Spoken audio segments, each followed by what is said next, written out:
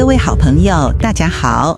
你有没有过这种感觉？明明什么事都没做，却觉得全身提不起劲，整天都昏昏沉沉的好疲倦。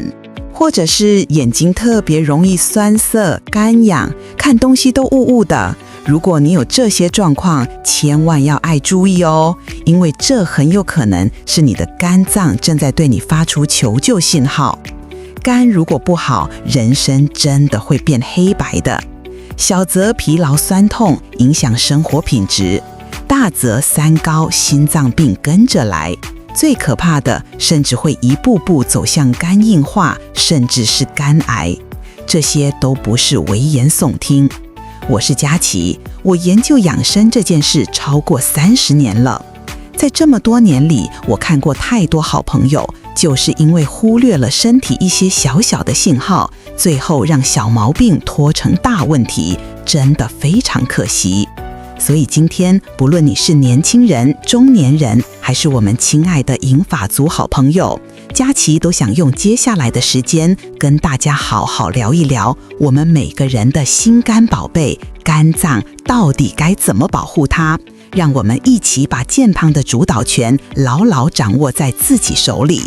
讲到肝脏，很多人第一个想到的就是是不是不能吃太油，是不是酒不能喝太多，这些都对。但今天我要告诉你一个你可能从来没想过的伤肝大魔王，而且它可能就藏在你每天晚上都必须做的一件事情里面。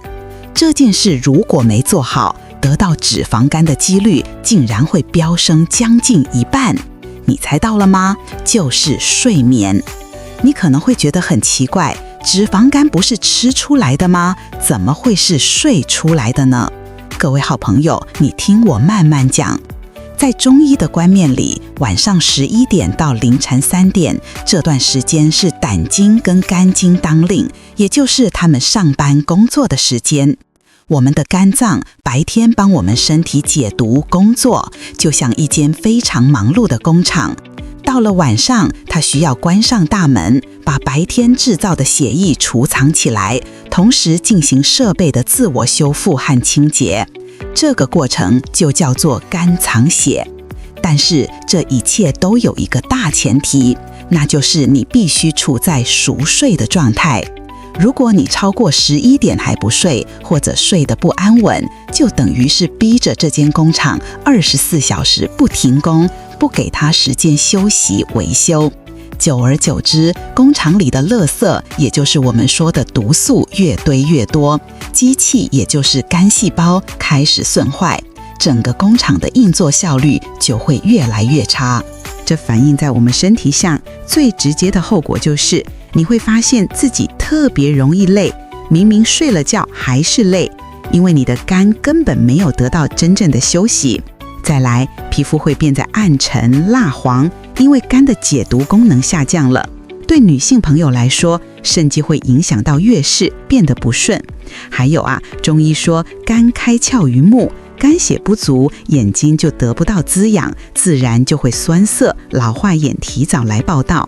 这些都还只是小问题，真正可怕的是，有科学研究明确指出，每天睡不到5个小时的人，他们罹患脂肪肝的几率竟然比每天睡满9个小时的人高出了整整45%。你想象一下，这里有2个人，一个每天睡饱饱，睡满9个小时，另一个呢是夜猫子，每天滑手机看电视，弄到半夜1、2点才睡，算一算根本睡不到5个小时。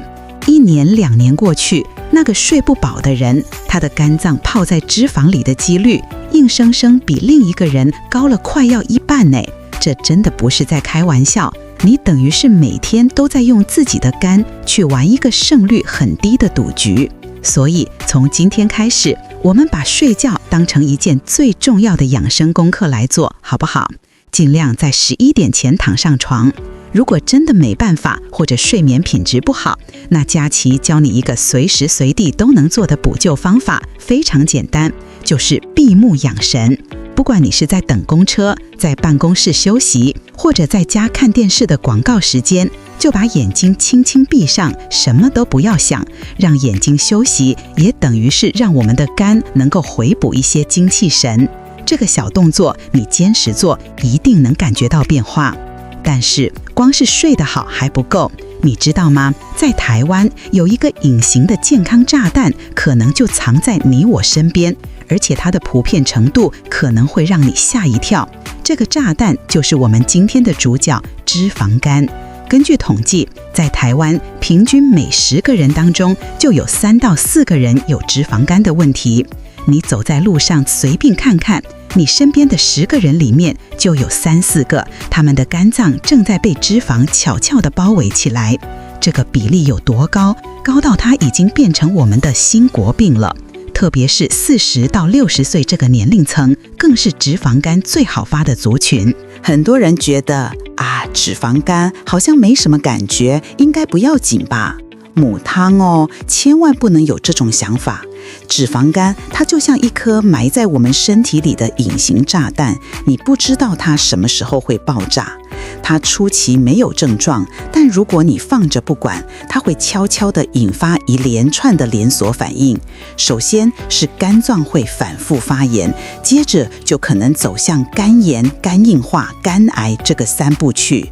而且瑞典有一份非常大型的研究发现，有脂肪肝的人，他们得到心脏病的风险比一般人高很多。这很合理，你的肝都油了，血管怎么可能干净呢？肝脏发炎产生的发炎物质会随着血液流到全身，攻击你的心血管，最后引发心肌梗塞、中风这些致命的疾病。那从中医的角度来看，这又是怎么一回事呢？我们常说暴饮暴食，适时肥肝，意思就是你吃太多油炸的、甜的、重口味的东西，还有喝酒，这些都会直接加重我们脾胃的负担。脾胃就像是我们身体的厨房，吃进来的东西要靠它来消化吸收。当你给厨房太多很难处理的食材、油炸、酒精，厨房就会罢工，消化不掉的东西就会变成中医说的湿气很痰浊，这些黏黏腻腻的坏东西就会堆积在肝脏，形成脂肪肝。中医还有一个很重要的理论，叫做木克土。你可以想象，肝属木，就像一棵大树；脾胃属土，是养育大树的土地。当土地、脾胃因为你乱吃东西而变得湿黏泥泞，上面的大树肝自然也长不好，功能就会受损。这就是为什么很多肝不好的人，肠胃也常常出问题，容易胀气、消化不良。讲到这里，不知道各位好朋友，你们有没有听过或是亲身经验过肝不好，脾胃也跟着出问题的说法？欢迎你在下面的留言区跟大家分享一下你的经验或看法哦。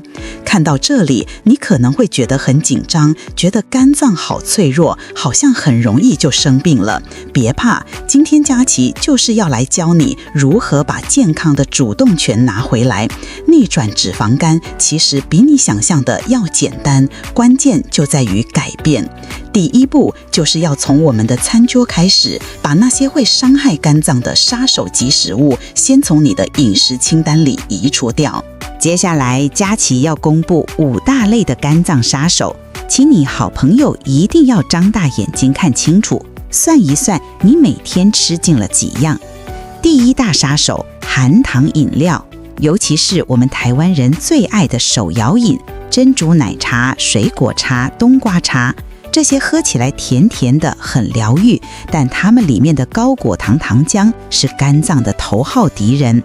这些糖分进到身体里，如果没有马上被消耗掉，肝脏就会把它们转化成3酸甘油酯，也就是脂肪，直接堆积在肝细胞里。喝一杯含糖饮料，就等于是亲手在为你的肝脏增肥。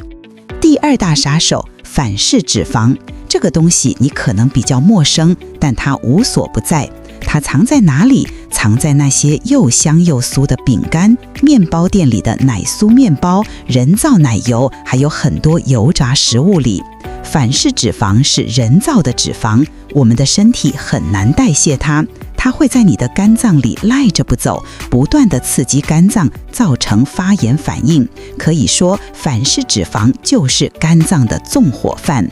第三大杀手，饱和脂肪，这个大家就比较熟悉了，像是猪油、奶油，还有那些看得到的肥肉、鸡皮、猪皮等等。当然不是说一点都不能吃，但是如果吃太多，同样会大大增加肝脏的脂肪堆积，让你的脂肪肝越来越严重。像是一碗香喷喷的卤肉饭，上面那一层油亮的肉燥虽然好吃，但对肝脏来说就是沉重的负担。第四大杀手，酒精，这个应该是常识了。我们喝下去的酒精有超过90%都需要靠肝脏来代谢。在代谢的过程中，会产生一种叫做乙醛的有毒物质，它会直接攻击杀死我们的肝细胞。所以长期喝酒的人，从酒精性脂肪肝到酒精性肝炎，再到肝硬化，几乎是一条不归路。真的要少喝，最好是不喝。第五大杀手，非必要的药物与保健品。很多人觉得年纪大了，这里痛那里不舒服，就自己去药局买止痛来吃，或者听人家说这个保健品好，那个也不错，就买一大堆来吞。你要知道，所有吃进去的药都需要经过肝脏解毒。你乱吃药、乱吃保健品，就等于是把肝脏当成一个垃圾处理厂，不断增加它的工作负担。除非是医生开立的处方，否则真的不要自己当医生乱吃成药。好，这五大杀手你记清楚了吗？含糖饮料、反式脂肪、饱和脂肪、酒精，还有不必要的药物。从今天起，我们试着离他们远一点好吗？忌口只是第一步，是防守。有没有更积极、更有效的方法，可以说是逆转脂肪肝的特效药呢？当然有，而且这个特效药不用花你1毛钱，也不用去排队挂号。这个最强效的特效药就是运动。运动可以直接燃烧掉堆积在肝脏和腹部的内脏脂肪，是目前医学界公认逆转脂肪肝最有效的方法。今天佳琪就要来教大家2个我亲自试过，而且教过上百位学员，证明最安全也最有效的腹部运动。一个是坐着做，一个是站着做，你可以根据自己的体力来选择。首先是我们的坐姿板，这个动作特别适合我们年长的好朋友，或者腿脚比较不方便的朋友。来，我们先找一张稳固的椅子，不要那种会滑动的办公椅哦。然后不要坐满，屁股大概坐在椅子的前缘，大概1/3的位置。对，就是这样。再来，最重要的，腰背要打直，挺胸，想象头顶上有一条线，把你整个人往上拉。双手可以轻轻扶在椅子的两侧，帮助身体稳定。准备好了吗？好，我们现在用肚子的力量，慢慢的把你的右脚膝盖抬起来，尽量往胸口的方向靠近，抬到你的极限，然后再慢慢的放下来。接着换左脚，一样用肚子的力量慢慢抬起来，再慢慢放下去。这样左右脚各做1次，算1下。我们每天可以做20下。记住，整个过程腰背都要保持挺直，感觉是用你肚子的核心在出力，而不是用大腿的力量去甩。慢一点没有关系，感受度最重要。如果你觉得体力还不错，想挑战进阶版，那我们就来做站姿加强版。首先，双脚打开，与肩膀同宽，脚尖微微朝外，手边可以拿一个装满水的水瓶，或是任何有一点点重量的东西。如果没有也没关系，徒手做就可以。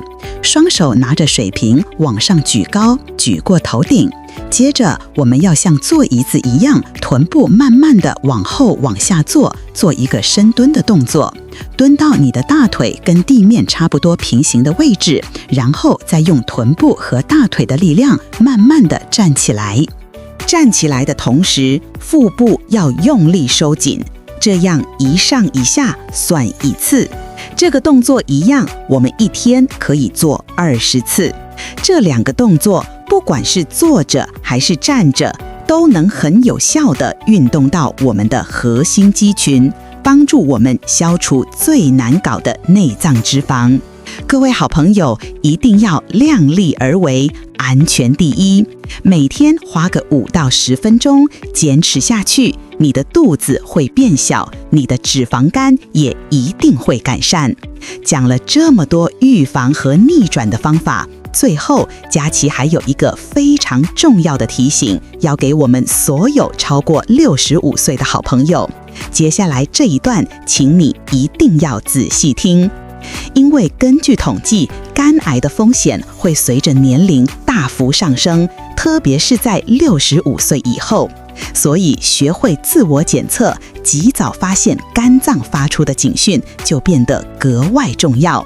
佳琪帮大家整理了5个最关键的身体信号，如果你发现自己有其中任何一项，答应我，不要拖，尽快去看医生，好吗？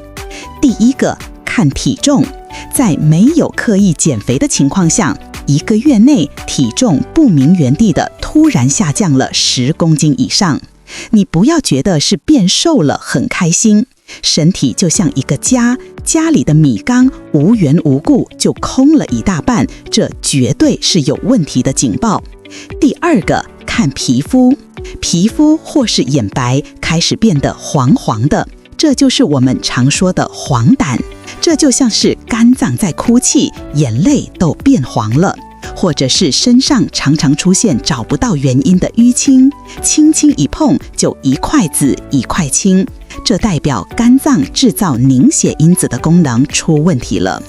第三个，看食欲，突然之间食欲变得非常差，看到食物就觉得恶心，吃一点点就觉得肚子很胀，消化不良，这可能是肝脏肿大压迫到肠胃了。第四个，看感受，感觉到一股前所未有的极度的疲倦，是那种怎么睡都睡不饱的累，或者感觉你的右上腹，也就是肝脏的位置，有肿胀闷痛的感觉。第五个，看排泄，这点非常重要，上完厕所可以回头看一下，如果你的大便颜色变得像粘土一样是灰白色的，这代表胆汁没有顺利排出来，或者你的尿液颜色变得像红茶一样深，这都可能是肝脏或胆道出问题的严重警讯。这5个信号，体重骤降、皮肤黄疸淤青、食欲不振、极度疲倦腹胀、排泄物颜色异常，请大家一定要记在心里，定期为自己和家人检查一下。今天我们聊了很多，从睡眠、饮食到运动，其实你会发现，守护我们心肝宝贝的关键都掌握在我们自己手上。我们身体的复原能力远比你想象的还要强大，肝脏是唯一可以再生的器官，只要你愿意给它机会，改变不好的生活习惯，它就一定会用更健康的状态来回报你。最后也补充一个小知识，我们常常讲中医的肝、西医的肝，其实概念不太一样。西医讲的肝 liver 就是指我们右上腹那个实实在在的器官，而中医讲的肝更像一个系统，它包含了肝脏这个器官，但更强调它的功能，像是调节情绪、储藏血液、帮助消化等等，是一个影响全身的脏象系统。这也说明了为什么中医会说养肝其实是在养护我们整个身体的平衡。各位好朋友，有没有听过肝不好，脾胃也跟着出问题的说法？欢迎在留言区分享您的经验哦。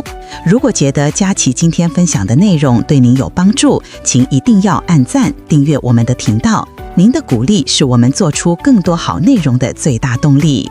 也提醒您，像这样实用的健康资讯，有时候很快就找不到了，记得分享给关心的亲朋好友，大家一起为健康加分。